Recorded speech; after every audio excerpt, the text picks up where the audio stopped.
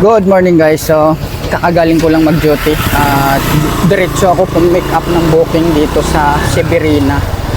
Alam nyo yung layo ng pick up points niya dun sa exact location na yun. 1.2 kilometers yung distansya niya mula sa pick up. Ganun ang layo.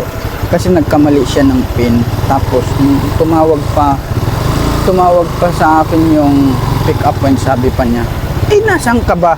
Di ba sinabi ko sa iyo na dalian mo kasi may lakad ako. So ako guys, talagang kailangan makontrol ko na yung aking galit. Hindi na nga ako talaga nagalit na lang. Gumaan din yung loob ko kasi nagbigay siya ng 50 pesos.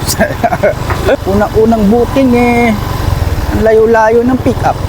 Pero inisip ko talaga dapat may tip to. At yun, di naman ako binigo nung pick up points. Parang in-orderan lang yata niya yun ayos na din. So malaking bagay talaga pagka maging mahinahon lang. Pero minsan talaga buti hindi buraot yung ano. Kasi sinabi ko sa kanya, yung kausap niya pa si kanina ma'am na magmadali kayo. Hindi ako yun Kinansil niya yun ma'am Kaya napunta sa akin yung booking. Siguro yung una naka-pick up, napikon ka agad. Pero ako, tagipit na yun Hindi ako pwedeng, hindi talaga kailangan mapikon. Kailangan tayong maging matatag at ayun, at marami tayong paggagastusan.